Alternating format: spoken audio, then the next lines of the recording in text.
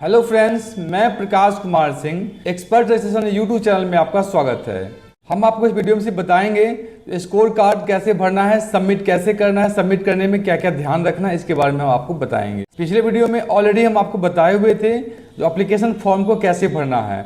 Form भरने के बाद आपके मोबाइल पे और आपके मेल पे एक आपको ID और पासवर्ड जाता है, उससे आपको लॉगिन करना है। तो अभी हम आपको इस वीडियो में बताएंगे जो आप लॉगिन कैसे करेंगे। सबसे पहले आप PMGP का पोर्टल खोल लीजिएगा। आप देख सकते हैं लॉगिन पे क्लिक करने के बाद यहाँ पे एक आप यूजर ID डालेंगे, उसके बाद यहाँ पे एक पासवर्ड डालना है। दोनों डाल के यहाँ से आप लॉगिन कर सकते हैं। यहाँ लिखा हुआ है इंपोर्टेंट नोटिस, यहाँ लिखा हुआ है please verify Aadhaar number, name, date of birth, gender and mobile number details. मतलब हम आपको बता दें PMGP का जब आप फॉर्म भरिएगा तो इसमें 4-5 चीज़ का होना बहुत ज़रूरी है। आपका नाम सही से होना चाहिए, आपका आधार नंबर में आपका मोबाइल नंबर ऐड होना चाहिए, ईमेल ID ऐड होना चाहिए, तभी आप OTP से वेरीफाई कर सकते हैं। नहीं तो फिर आपको काफ़ी दिक्कत होगा, इस फॉर्म को भर नहीं सकते हैं। तो इसलिए यहाँ नोटिस में दिया हुआ है, इस चीज़ को अच्छे से चेक जरूर कर लीजिएगा।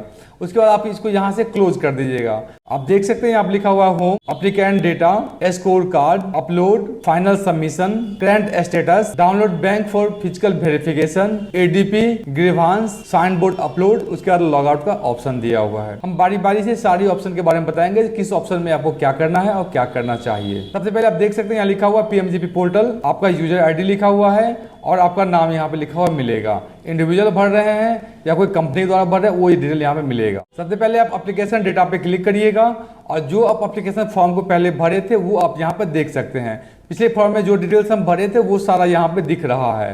तो आप पहले इसको बारी बारी से चेक कर लीजिएगा। अगर इसमें कुछ गलतियाँ मिल रहा होगा तो उसको आप ठीक भी कर सकते हैं। जैसे कि हम आपको दिखा रहे हैं यहाँ पे एड्रेस में वार्ड नंबर मेरा 2 लिखा हुआ था, उसको वार्ड नंबर 3 कर दिए। मेरा mobile number second mobile number नहीं भरा हुआ था तो हम यहाँ पे मोबाइल नंबर भर देते हैं। मोबाइल नंबर भरने के बाद नीचे में यहाँ पे आपको सबमिट करना है। उसके बाद यहाँ पे सेव एप्लीकेशन डेटा पे क्लिक करना है, इसको ओके करिएगा। आप यहाँ पे देख सकते हैं जो यहाँ पे चेंज हो गया, वार्ड नंबर 3 से 4 हो गया है, अब मोबाइल नंबर भी ऐड हो गया है। फिर हम यहाँ पे सेव करके ओके कर लिए। अब यहाँ देख सकते हैं तो इस तरह से आप एप्लीकेशन फॉर्म आप भरे होंगे, उस एप्लीकेशन फॉर्म में आप चेक भी कर सकते हैं, रेक्टिफाई कर सकते हैं। इसके बाद ऑप्शन आता है अपलोड का। आप देख सकते हैं यहाँ लिखा हुआ है जो पासपोर्ट साइज फोटो, उसका लिखा हुआ है प्रोजेक्ट प्रोफाइल समरी, उसका लिखा हुआ है हायर एजुकेशन या टेक्निकल सर्टिफिकेट। आपका जो भी होगा इसमें डेटा भर दीजिएगा। मतलब आप पासपोर्ट साइज फोटो एक डाल दीजिएगा यहाँ पे। उसके बाद आपका जो प्रोजेक्ट रिपोर्ट होगा उसका समरी, जो अगर ज़्यादा पेज का प्रोजेक्ट रिपोर्ट होगा तो दिक्कत होगा आपको अपलोड करने में, तो समरी में भी डाल सकते हैं यहाँ पे। उसके बाद जो आपका हायर एजुकेशन होगा यहाँ पे आप उसको अपलोड कर सकते हैं। बस ये 3 ऑप्शन अभी आपको दिख रहा है। लेकिन अगर आप यहाँ पे आपका कास्ट क्या है ये सिलेक्शन अगर करते हैं तो चौथा ऑप्शन भी यहाँ दिखेगा। चलिए हम आपको करके दिखाते हैं चौथा ऑप्शन कैसे शो करेगा। इसके लिए फिर यहाँ पे आ जाइएगा। उसके बाद आप यहाँ देख सकते हैं जो हमारा जनरल है, जो पहले जनरल भरा हुआ था उसको हम चेंज कर देते हैं। चेंज करने के बाद जब इसको सबमिट करेंगे तो फिर उसके बाद अपलोडिंग वाले फाइल में हम जाते हैं। देख सकते हैं अपलोडिंग वाले फाइल में अब तो यहाँ पे चौथा ऑप्शन भी दिखना स्टार्ट हो गया है, क्योंकि वहां पे जाके हम कास्ट सर्टिफिकेट का ऑप्शन चूज कर लिए थे। अगर आपका कास्ट सर्टिफिकेट होगा तो आप वहां से चूज कर लीजिए, तो आपका कास्ट सर्टिफिकेट भी इजी वे में यहाँ दिखने लगेगा। उसके बाद देख सकते हैं स्कोर कार्ड लिखा हुआ है।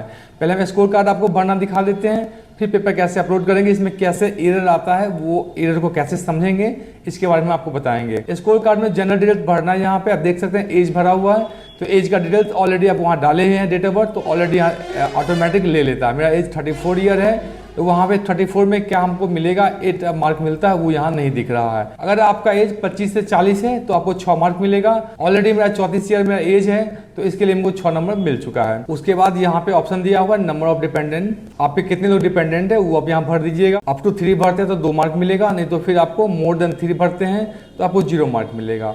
तो आप देख लीजिएगा जो जिसके अनुसार आपका कैटेगरी सेट कर रहा होगा उसके अनुसार यहाँ पे भरिएगा, ऑटोमेटिक मार्क आपको आ जाएगा। आपको जनरली 60 मार्क भी अगर आ जाता है तो भी कोई दिक्कत नहीं, इजी वे में आपको अप्रूवल मिल जाएगा। पहले PMGP में हम लोग अप्लाई करते थे तो कमेटी डिसाइड करता था जो आपको मिलेगा कि नहीं मिलेगा, इस स्कोर को चेक किया जाता था। लेकिन अभी प्रधानमंत्री के द्वारा ये योजना चलाया जा रहा है और अधिक से अधिक लोगों को लाभ मिले, अधिक से अधिक रोजगार उत्पन्न हो, इसके लिए गवर्नमेंट क्या करता है, जो भी आप अप्लाई करते हैं सबको पास करता है। मतलब किसी को ऐसा नहीं है रिजेक्ट करता है। अगर आपका पेपर सही डाला हुआ है तो आपको पास कर ही देता है। पेपर में अगर कोई गलती डाला रहेगा तो आपको बताया भी जाएगा ये गलती डाला हुआ है, उसको आप ठीक कर लीजिए। उसके बाद आप यहाँ देख सकते हैं जो आपका घर जो है आपका ऑन है या आपका रेंटेड है वो यहाँ डाल लीजिएगा।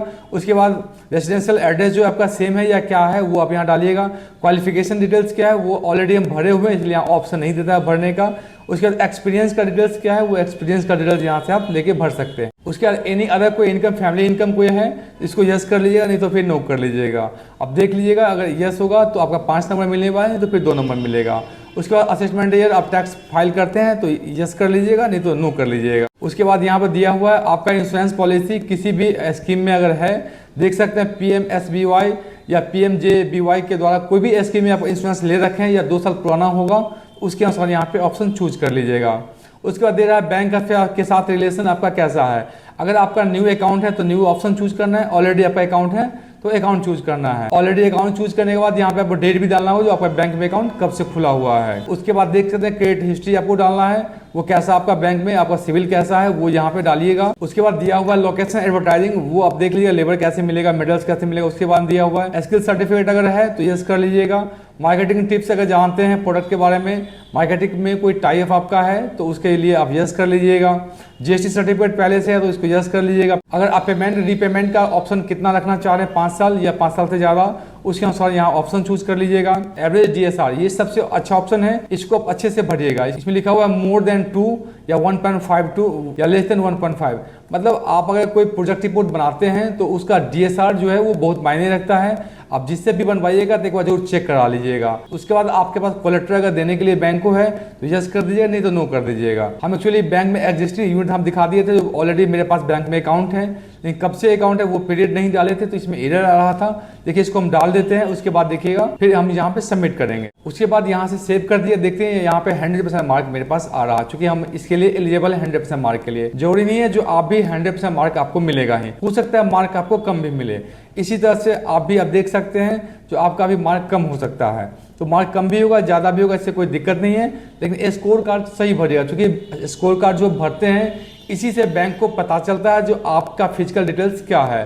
क्योंकि बैंक को आपको लोन देना है तो लोन देने से पहले बैंक आपको एक बार देखना चाहती है जो आपका डिटेल्स क्या है, आप लोन लेने के लिए एलिजिबल है कि नहीं, लोन मिलेगा कि नहीं, लोन मिलेगा तो पैसा बैंक को चुकाएंगे कि नहीं। इन सारे बातों को बैंक जजमेंट यहाँ से करता है, तो आप जरूर अच्छे से इस चीज को देख लीजिएगा। उसके बाद फाइनल सबमिशन में जाएंगे। फाइनल सबमिट में आप देख सकते हैं लिखा हुआ EDP centre details not file, document not upload, project report, ये दोनों हम कर लेंगे। उसके बाद इजी वे में मेरा सबमिट होने को रेडी हो जाएगा। अभी हम पहले पेपर अपलोड करते हैं। अपलोडिंग में मेरे पास में कोई फाइल बना हुआ नहीं है, तो अब कुछ भी डेटा यहाँ डाल के अपलोड कर लेते हैं। आप देख सकते हैं यहाँ से बस आपको पेपर चूज करना है और पेपर को यहाँ से अपलोड करना है। मन तो फाइल का नाम भी नीचे लिख सकते हैं, उसका अपलोड करना। अपलोड होते ही यहाँ लिखेगा सक्सेसफुल डेटा अपडेटेड, इसको क्लोज कर देंगे। इसके बाद यहाँ देख सकते लिखा हुआ जो व्यू या डेटा आप डिलीट, मतलब 2 ऑप्शन आपको दे रहा है, जो आप जो अपलोड किया उसको चेक भी कर सकते हैं या उसको डिलीट कर सकते हैं। अपलोड करने के बाद आप देख सकते हैं जो यहाँ से फाइल अपलोडिंग का जो एरर आ रहा था वो एरर हट गया। अब सिर्फ दे रहा है जो EDP ट्रेडिंग आपका नहीं हुआ है वो हमको भरना है। तो हम पिछले वीडियो में ऑलरेडी आपको बताए थे जो EDP ट्रेडिंग 2 ऑप्शन दिया हुआ है, बैंक लोन सैंक्शन होने से पहले ये आप डालिए या बैंक लोन सैंक्शन होने के बाद EDP ट्रेडिंग करिए। दोनों ऑप्शन आपके पास खुला हुआ है, दोनों ऑप्शन में भर सकते हैं। अगर आप EDP ट्रेडिंग कर रखे होंगे ऑलरेडी तो EDP ट्रेडिंग डाल दीजिएगा यस, नहीं कर रखे होंगे तो बैंक सैंक्शन की बात करिएगा।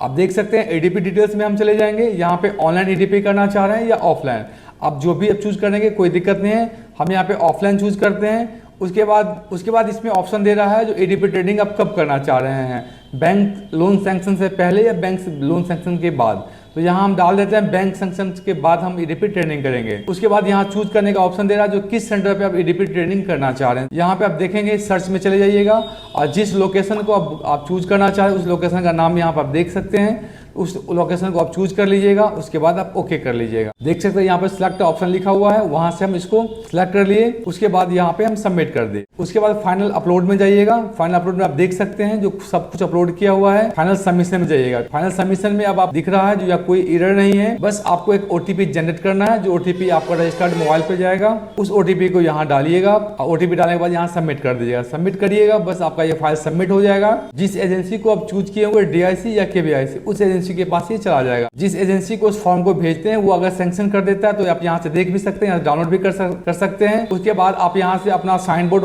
जो आपका ऑफिस का होगा वो यहाँ से अपलोड कर सकते हैं, यहाँ से फिर लॉग आउट कर सकते हैं। इतना सारा इसमें ऑप्शन दिया हुआ है। अगर पीएमजीपी फॉर्म भरने में कहीं कोई दिक्कत आपको हो रहा है तो स्क्रीन पर दिए गए नंबर पे आप कॉल भी कर सकते हैं, जिससे कि एक्सपर्ट का टीम आपको सही मदद कर सकेगा। अगर आपको यह वीडियो अच्छा लगा तो लाइक शेयर सब्सक्राइब करें। हमारे वीडियो को देखने के लिए बहुत बहुत धन्यवाद।